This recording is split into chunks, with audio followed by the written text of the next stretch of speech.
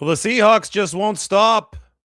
They're now trying to poach Brian Flurry, 49ers assistant, to be their offensive coordinator to replace Clint Kubiak, former 49ers assistant, who is also the former Seattle Seahawks offensive coordinator. Here's a look at Brian Flurry. You might recognize him from the sidelines. Currently the 49ers tight ends coach, and it appears that it's either going to be an internal candidate for Seattle or it's going to be somebody like Brian Flurry, a promotion, right? Somebody who hasn't been an offensive coordinator yet in the past. But I also mentioned Flurry as a potential OC candidate elsewhere during this cycle. He's a talented coach and a former quarterback in college who has been on both sides of the ball in the NFL. And that's something that I emphasized with Raheem Morris, that Kyle Shanahan loves Raheem Morris because of his background on both sides of the ball. Kyle Shanahan has that as well. Shanahan started as a defensive quality control guy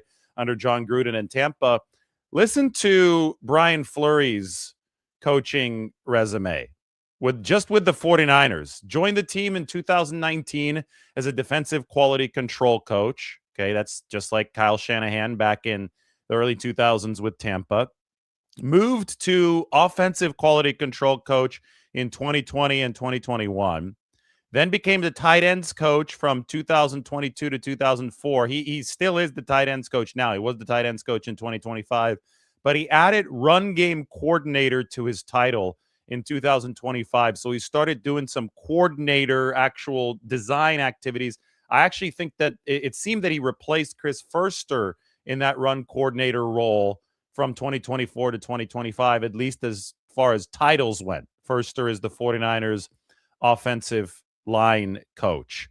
The background for Brian Flurry before the 49ers makes it even more interesting. So just with the 49ers, he worked on both sides of the ball. In 2019, when he was that defensive quality control coach, he worked a lot with edge rushers and that defensive line. But for the Buffalo Bills in 2013, quality control coach, both sides of the ball. For the Cleveland Browns in 2014, assistant linebackers coach. 2015 for the Browns, outside linebackers coach. And then he moved over to the 49ers where he did that defensive quality control work before moving over to the offensive side of the ball. Obviously, Flurry is familiar with Sam Darnold. Flurry in 2023 was already in his second year as the 49ers tight ends coach. They moved him in 2022 to be the tight ends coach to help in the setup for Trey Lance. The 49ers knew they needed to give Lance a lot of help.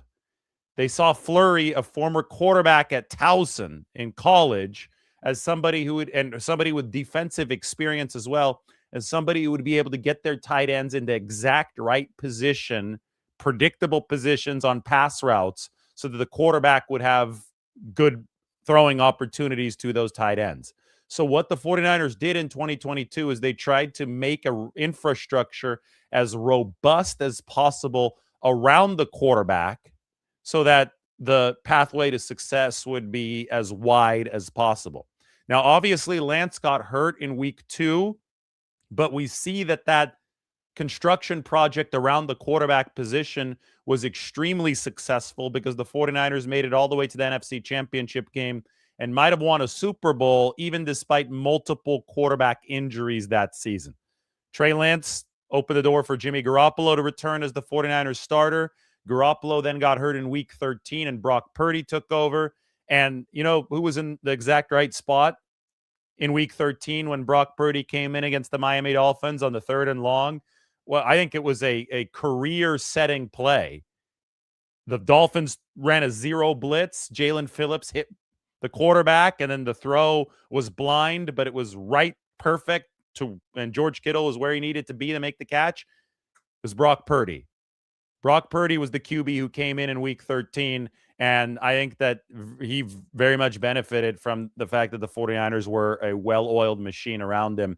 And one of the guys who was in charge of that, one of the guys who was should get credit for that, was Brian Flurry, who's now being interviewed by the Seattle Seahawks to be their offensive coordinator. So it makes sense that Seattle would want to keep this in the Shanahan family. because they had so much success with Clint Kubiak, who was on that staff with Brian Fleury, and the 49ers in 2023 when Sam Darnold was that backup quarterback. What I'm talking about right now, though, was 2022 when they tried to set the table for Trey Lance and Flurry moved to tight end coach.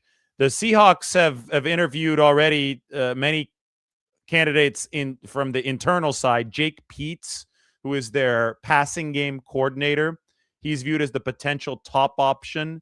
Justin Uten, who's the current run game specialist and assistant O-line coach, who has some prior offensive coordinator experience with Denver, has also interviewed with the Seattle Seahawks. Andrew Janocko, who is the current quarterbacks coach for Seattle, came over with Clint Kubiak from New Orleans. Mac Brown, who's the current Seahawks tight ends coach.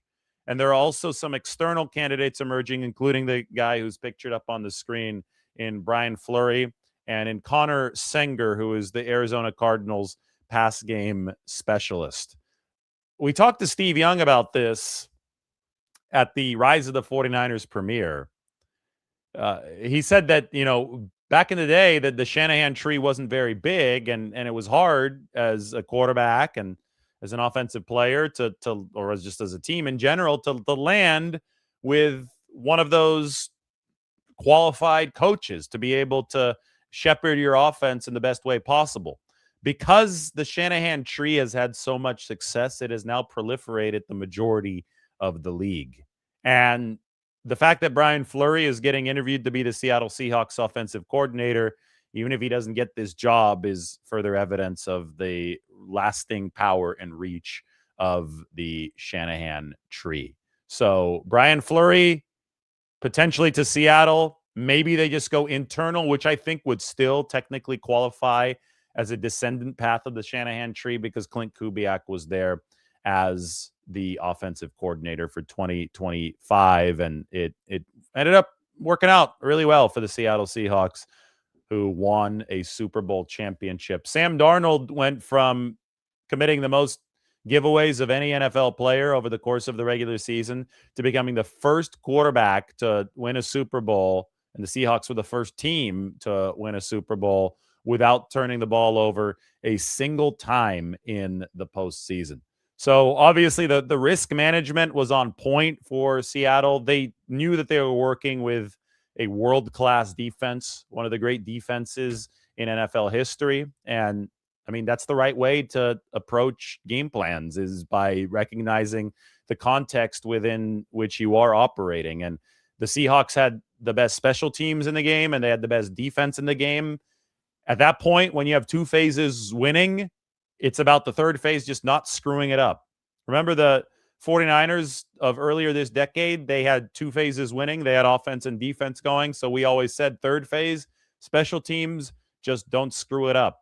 So I really respect the game plan with it, which the Seahawks operated. It's a lot easier to say don't screw it up than it is to actually do it. But Seattle was able to execute that, and they won the Super Bowl in dominant fashion. Now, if the 49ers did lose Brian Fleury, it would cause a little bit of a reorganization to happen on their coaching staff. They would have to figure out who coaches tight ends. So far under Kyle Shanahan, they've had two tight ends coaches. It's been John Embry, who left with Mike McDaniel to the Miami Dolphins, and it has been Brian Fleury, who replaced Embry. George Kittle credited John Embry for a lot of his early career development.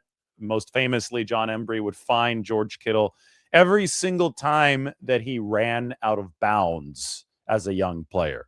$10. It was a small fine. It was only a $10 fine, but it left an impact on George Kittle to where he said, well, I'm not going to run out of bounds. I'm going to make guys tackle me. And what John Embry was trying to do was show George Kittle how much of an advantage he has physically in this league as a 250-pounder who can run a 4.5. Because defensive backs are smaller than that. And a lot of defensive backs don't even run that fast. I mean, George Kittle is a unicorn, right? Especially early in his career when, he was almost a purely speed player early in his career. It was amazing to see how fast he was moving. Younger guys tend to have that extra little spryness in their legs. Over the years, George Kittle has developed a little bit more muscle, and he's obviously polished the technique to where, I mean, he's a full speed and power combination now. But when you do have that blessing of gifts, you want to make the 210-pound or even lighter defensive backs try to tackle you. You don't want to just run out of bounds. You don't want to give them a free stop with the sideline. So that's why Embry would fine Kittle $10 every time he ran out of bounds to make him develop better habits. And George Kittle, you'll notice he never runs out of bounds now. The most famous play was back in 2019 against the New Orleans Saints on 4th down and 3. Caught the quick out from Jimmy Garoppolo and then rumbled even though his face mask was getting yanked to set up Robbie Gould's game-winning field goal. I say all this to illustrate that position coaches can have a large impact on the development of players. So John Embry with George Kittle back early in that 49ers run under Kyle Shanahan and John Lynch. Brian Flurry has been more of a schematic presence for San Francisco, given the fact that he's coached both sides of the ball. And I think that his elevation to run game coordinator recently is evidence of that. And, you know, now that the Shanahan tree and the Kubiak tree, which is part of the Shanahan tree, is in such demand across the entire league, Brian Flurry, having been part of this 49ers staff now for several seasons, is getting a look to be the Seattle Seahawks offensive coordinator. I'd be very interested to see who is tight ends coach next for the 49ers.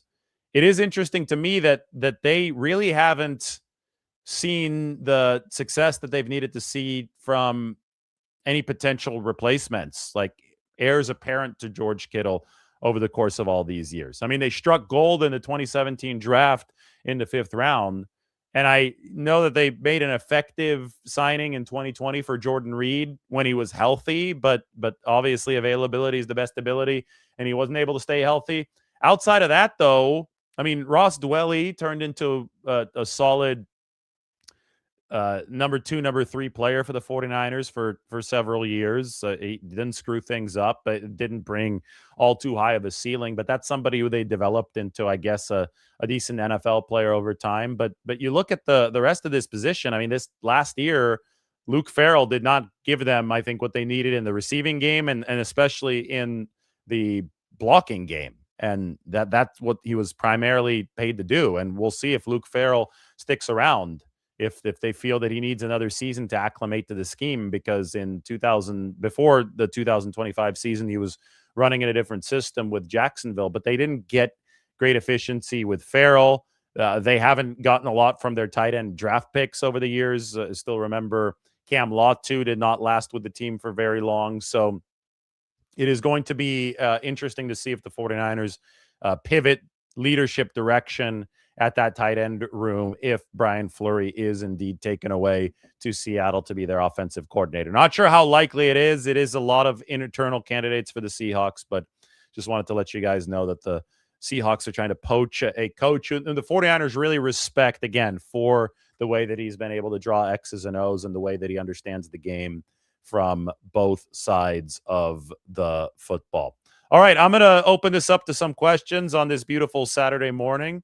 This is going to be our last show in almost all certainty from the San Francisco studio this year. We're going to be packing this up. We're going to be moving on to Visalia here for a few days. Going to go say hi to the family in Visalia for a bit. So you're going to get some Central Valley content from the 559 over the course of the next few days. Then we're going to be out in Nashville.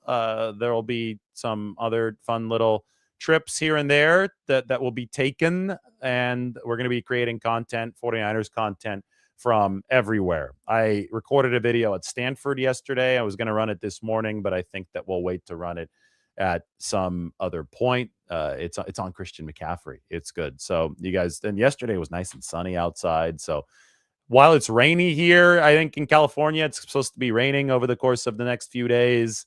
We're going to have some sunny content to give you to lift your spirits a little bit. But I'm sitting here, last show in the studio. We'll give it a little bit of time. We'll give people the floor for some questions, and we'll talk about all the latest stuff 49ers. Maybe Mike will have some ideas of what we need to address, what we need to talk about on this Saturday morning.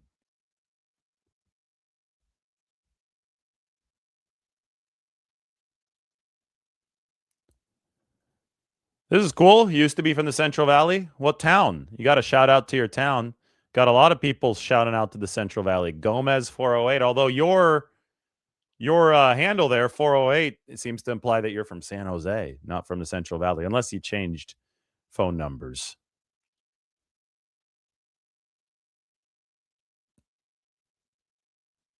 Do the 49ers have a new DB coach yet? No, they don't. And this is interesting because Daniel Bullock's left, right? So they're going to need to replace the DB coach and maybe the tight ends coach if Brian Flurry leaves as well. Typically, Kyle Shanahan finalizes his staff over the back half of February and early in March, before the new league year starts, before free agents start coming in, the 49ers will announce their new staff. Sometimes they'll announce it around the time of the NFL Combine. Oftentimes, Kyle Shanahan doesn't go to the NFL Combine. If there's a lot of staff turnover, Shanahan is finalizing the staff from Santa Clara during the Combine. Is Kyle Pitts on the radar? I think he's on the radar. I don't know what he would command in free agents. It's funny because the last time we were talking about Kyle Pitts was ahead of the 2021 draft where he was a top 10 pick. That's where the 49ers actually picked Trey Lance. We've always wondered, can the 49ers offense raise its ceiling if you can pair George Kittle with I don't want to say an A-list tight end, but a needle-moving tight end. And we've never really gotten to see that. This past year, they thought that they really got that dedicated run blocker in Luke Farrell that would be able to move the needle like Charlie Werner. And I guess, when I was talking about tight ends, it's not fair to not mention Charlie Werner. He was actually a successful 49ers development project.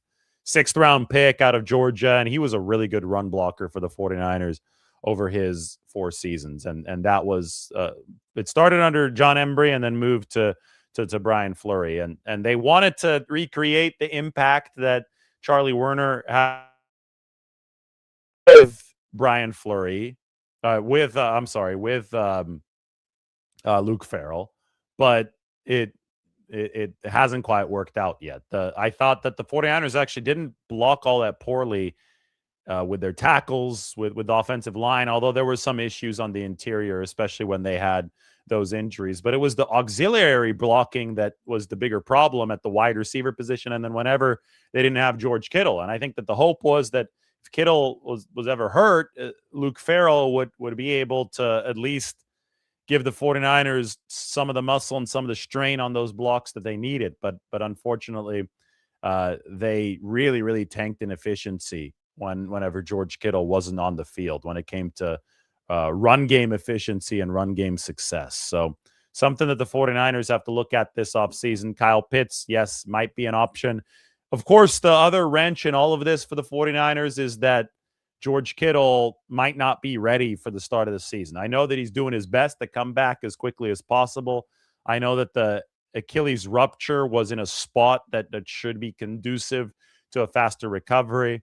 I know that Kittle will try his darndest to be back in week 1. All of these things are, great goals, but you can't take any of it for granted. And because of that, we have to sit back and just wait and see when Kittle's going to be back. And the 49ers have to plan for a contingency at the tight end position. And maybe that means that they do sign somebody, a veteran, this offseason. I think David Njoku is going to be a free agent as well. We talk about Kyle Pitts, and there could be smaller name veteran guys whom the 49ers can bring in. They can obviously draft somebody, although that draft path, even Charlie Werner, who was a successful player for the 49ers, was not a productive receiver for San Francisco. Still remember the deep pass he dropped from Jimmy Garoppolo in Atlanta in that 2021 season. Might have cost the 49ers a chance to win that game. So Kittle's been the ringleader of the receivers at the tight end room for a long time. He could definitely use some help in that department, and we'll see if the 49ers are able to acquire some help for him this offseason. all as we talk about Brian Fleury interviewing for the Seattle Seahawks offensive coordinator job. All right, more questions, maybe some good ones in there now as I take a look. Yeah, Ayuk as well, massive impact on both the run and the pass game. I mean, Ayuk was the defection, the one defection, but it was the absence that hurt the 49ers offense the most this year. Because that they again, I bring these stats up all the time, but they ranked near the bottom of the league in separation, and they ranked near the bottom of the league in auxiliary run blocking grade. Like it just wasn't good outside of their offensive line in terms of run blocking. The one guy who excelled at both of those things and really helped the 49ers be a good team in both of those facets was Brandon Ayuk, which is why they were so willing to pay him $30 million a year and why they were willing to keep that contract offer out there, even though he wasn't signing it for 3 weeks in 2024. They were desperate to have a solid X receiver, and Brandon Ayuk, back when he was playing for this team, was more than solid. Maybe not in 2024, but in 2023, he was one of the best in the game. And that's why they offered that contract. That's why that eventually got done. But then this all went haywire, right? And the 49ers didn't have that receiver. Thankfully, they get some of that money back now, and they can work on picking up the slack at that receiver room. But it was a big, big issue for the 49ers, a big deficiency in 2025.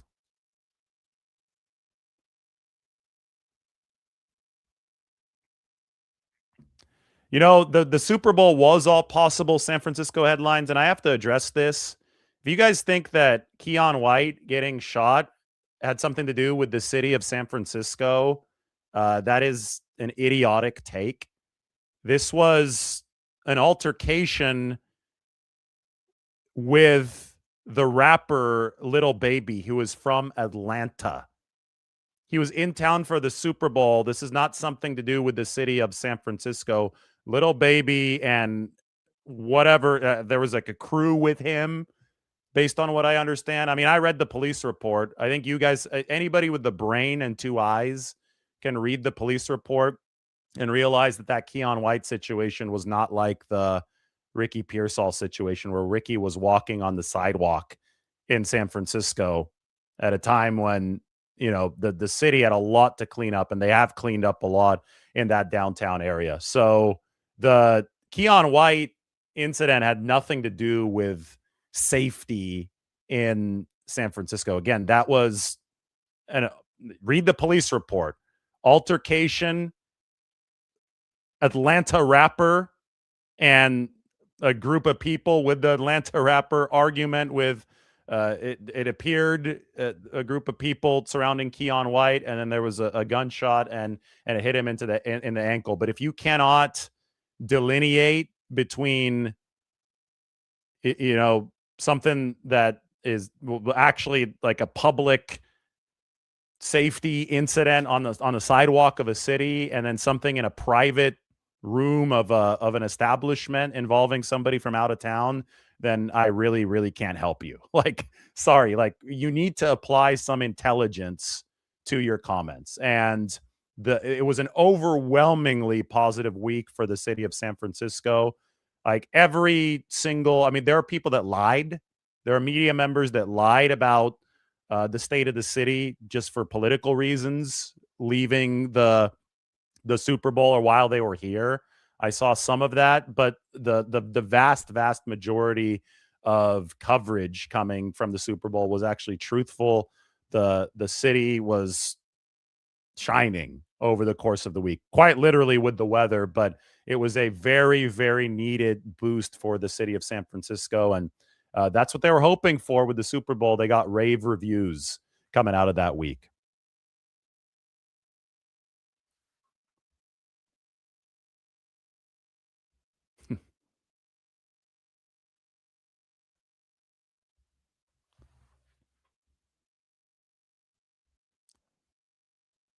Looking more through some of these questions.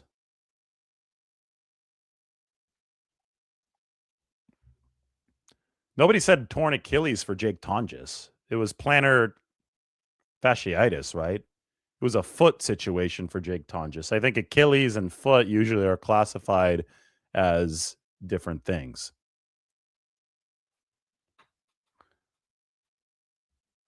Love the Telegraph Hill area. Well, that's awesome. Telegraph Hill is cool. Telegraph Hill is where Coit Tower is at. That's where I think we did a show there like a month ago. Been all over the city over the course of the last several days. Oh my God. My wife just sent me a Valentine's Day card. It's kind of funny. I can't really show it though. I just realized it is Valentine's Day. Funny. February 14th. And yesterday was Friday the 13th.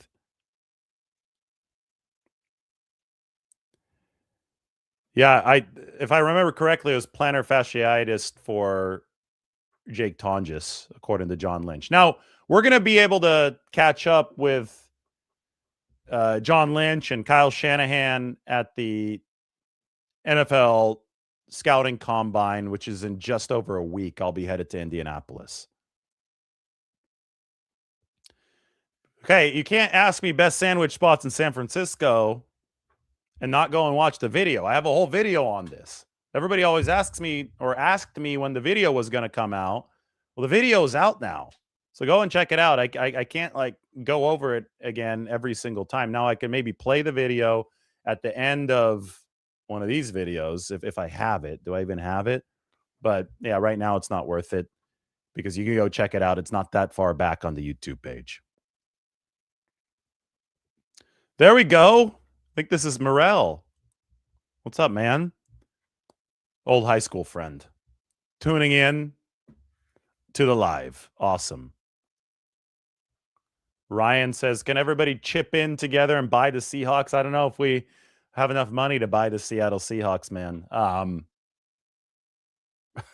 They might go for like $8 billion. The 49ers are valued to close to 10 billion based on some of these sales that they've made just of minority stakes in the football team. The Seahawks have made it clear that they're going to sell for a while ever since Paul Allen's death. And the value probably will never be higher. Well, it will be higher because, I mean, this stuff tends to build over time, but they probably have a spike right now coming off the Super Bowl.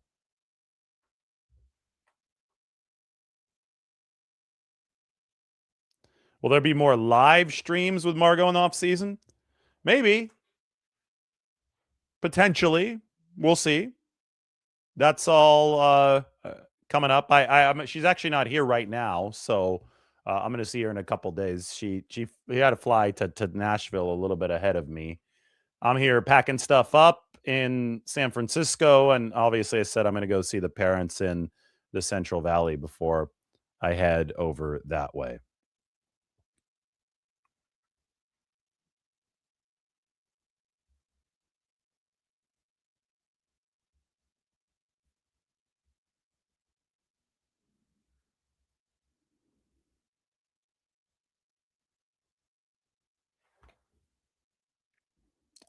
Looking to answer some more questions here before I go get some breakfast. We're in the Central Valley, Visalia. Going to Visalia. Last year did go to the South Pacific, Tahiti. We're not going to do the South Pacific this year because we're already going far in that direction. You know what I booked yesterday? I booked my flight to Australia. I'm flying to Sydney.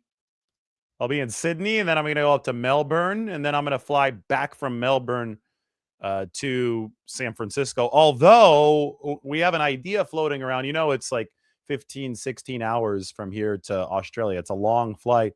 Maybe to shorten the flight, considering stopping in Hawaii on the way back. Just an idea. Hawaii on the way back from Australia. Maybe I shouldn't have spilled the secret so the plane doesn't get too full on the way back. But it's only 9.5 hours from Australia to Honolulu. And then it's another 5 from Honolulu to California.